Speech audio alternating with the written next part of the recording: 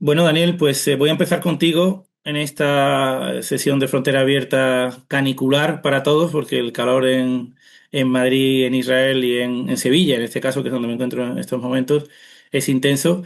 Te quiero preguntar, han pasado ya varias semanas de la guerra de los 12 días, ¿cómo se la calificó ese enfrentamiento iniciado por Israel en Irán, con unos fines concretos, una escalada, un cruce de fuego importante que hizo temer por hasta el punto de hablarse de una guerra regional, de una guerra mundial?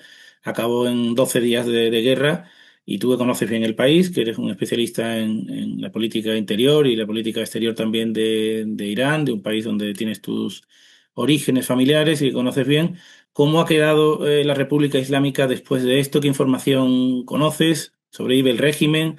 ¿Han sido muy duros los golpes? ¿No tanto? Bueno, está claro que después de todos estos días, ahora sí que podemos hacer un análisis sobre lo que ha ocurrido, ¿no? Efectivamente, como comentas, en Irán, ahora mismo lo que vemos es un cierre de filas por parte de los dirigentes de la República Islámica, porque realmente en una situación de agresión, las autoridades lo que tienden a hacer es a unirse, a mantener la cohesión. Ocurrió también durante la guerra de Irán-Irak, aunque era un contexto totalmente distinto, era un contexto de consolidación de la República Islámica. Y ahora lo que estaba en juego y lo que está en juego ahora es la continuidad del sistema político actual. Es evidente que cuando Netanyahu lanza este ataque, él buscaba un objetivo fundamental, que era el de desplazar a Trump de las negociaciones por un acuerdo nuclear con Irán e intentar encontrar un encaje muy difícil, porque cada vez que veíamos en las noticias y sobre todo el proceso de negociación que Irán se mantenía firme en lo que es la cuestión de enriquecimiento de uranio, que realmente ahí está la clave. Y fue uno de, y desde y Trump siempre ha criticado, y una ala muy conservadora dentro de Washington siempre ha criticado que el último acuerdo de Obama no limitaba lo que es la producción de enriquecimiento, pero no eliminaba la capacidad, ¿no? Y eso es realmente lo que empujaba a Estados Unidos. E Irán se ha mantenido firme. Netanyahu lo que ha buscado es, digamos, tenía un doble objetivo, bien desplazar a Trump de las negociaciones y un objetivo a largo plazo que era la de intentar poner al régimen, a lo que es la República Islámica, en un problema, en intentar buscar la desestabilización del sistema político. Y eso a día de hoy no se ha conseguido, con lo cual también nos hace replantear hasta qué punto un ataque militar hacia Irán, hacia un sistema político como el iraní, puede tener resultados. Y yo creo que eso es una de las claves que tenemos que tener en cuenta. Hemos visto cómo, tal y como está hecho la estructura de la República Islámica, la cohesión interna también está muy cohesionada en torno al líder y sobre todo porque no hay una alternativa a la República Islámica. Con lo cual eso también ha favorecido que todas las autoridades y sobre todo el ejército mantuviera el cierre de filas. Y algo muy importante que yo creo que también dice mucho de este último periodo de guerra, y es que Irán, si bien tiene capacidad de respuesta, tiene capacidad de disuasión, porque lo hemos visto como han lanzado misiles a Israel, y ha habido ciertas partes de Israel que han sido seriamente afectadas en ese sentido. Vemos como Irán sí que tiene capacidad de disuasión y eso también deja la pregunta abierta y es si Trump va a volver a cometer si va a dar luz verde a alguno de estos ataques en un futuro, porque lo que hemos visto y las información que va saliendo es que el programa nuclear iraní no ha acabado. O sea, no se ha acabado con el programa nuclear iraní.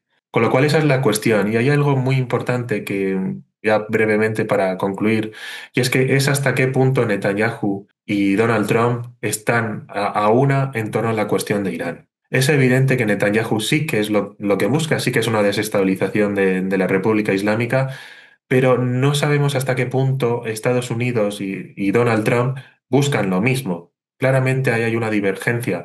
Lo que busca Donald Trump es intentar de alguna forma mantener el control de los tiempos, mantener el control de la agenda en Oriente Próximo, algo que Biden no hacía con Netanyahu.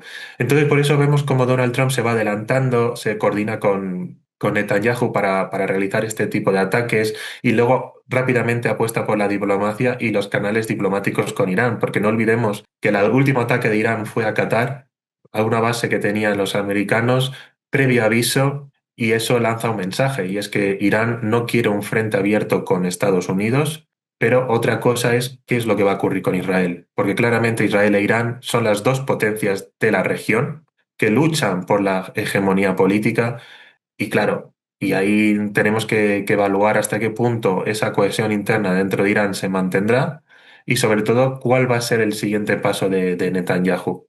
¿Y cuál va a ser, Maya? Te saludo, aprovecho para saludarte y te pongo justo el balón botando. ¿Cuál va a ser el siguiente paso de Netanyahu con Irán? ¿Se tiene la impresión de que esto ha sido un trabajo a medias?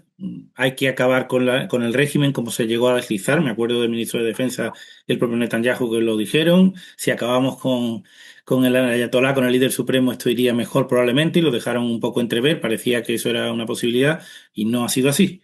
¿Cuál es a tu juicio, lo siguiente en este tema? El siguiente paso de Netanyahu que va a dar y que yo lo sé porque me lo cuenta por las noches Ujú, ese es, mismo. por ejemplo, atacar Siria. No, es un chiste y es un mal chiste, pero no es tan insondable lo que está haciendo Israel, no es tan sorpresivo tampoco, si bien este ataque sí que nos sorprendió, porque sorprende, aquí se sabe que te van a tirar misiles en algún momento, pero suena la sirena y siempre te sorprende, siempre te da miedo. Pues es un poco la cosa que estamos todos preparados para casi todo, también el ataque de Israel a Irán, y sin embargo nos sorprendió. Después de esto, como estaba diciendo Daniel, que el objetivo desde su punto de vista, y a mí me parece que es muy acertado, era desestabilizar el régimen, eso nunca lo dijeron en Israel, que era lo que pretendían, era como un efecto colateral, que a lo mejor se podía conseguir. Los políticos israelíes, Netanyahu y Katz, el ministro de Defensa, le hablaban, como hacen mucho también con los gazatíes, les hablan directamente a los iraníes, al pueblo iraní, que se levante en contra de su régimen en un... No sé si es una cosa que ellos realmente creen que es posible o si es un acto populista para... Eso sí que no acabo de entenderlo, porque yo supongo que ellos saben que los gazatíes no se pueden levantar contra Hamas y supongo que ellos saben que los iraníes no van a decidir de pronto, porque no son un individuo, sino que son muchos millones, derrocar un régimen que es una cosa mucho más compleja de lo que ellos representan. El- la voluntad israelí hablada era acabar con el programa nuclear iraní, que Daniel lo ha dejado así como si no hubiera sido el argumento principal, pero fue el argumento principal y a lo mejor Daniel justo no lo has mencionado porque no te lo crees, lo cual tiene mucho sentido también. Pero era la intención y de hecho también pues, hubo líderes, ¿no? Como el alemán que dijo Israel hace el trabajo sucio por nosotros y tal. Entonces, hay una narrativa muy particular de el gobierno iraní de los ayatolás tiene que ser neutralizado de una vez por todas. El resultado final de eso, si bien los dos cantaron victoria, tanto en Irán como aquí, vemos que las cosas realmente no creemos que hayan cambiado demasiado. Por lo tanto, volviendo a tu pregunta inicial, que si esto es una pausa o va, o que, o sea, respondo, me parece que es una pausa. Israel vive desde hace 77 años, como dijo Ben Gurión que iba a hacerlo, con la espada. No parece tampoco que haya ninguna intención de que esto cambie. Este gobierno por lo menos no está dando muestras de que vamos a una cosa más pacífica, tolerante, conversadora, que es lo que también decía Daniel de la idea de Trump, que en principio parecía que quería hablar. Tampoco sé si se lo puede creer, pero pues, por lo menos hablaba de diálogo. Israel ni siquiera no contempla el diálogo, o sea, no hay. Además, lo mismo pasa con Gaza, que va a negociar con Hamas bajo el fuego. Es un ser, es una manera de estar en el mundo, que es la manera de estar en el mundo de este Israel. Ahora, ha sido un poco menos en el pasado, pero en general a mí me parece que esto es una pausa y que Irán es solamente algo que va a continuar. No sé de qué manera, pero va a seguir.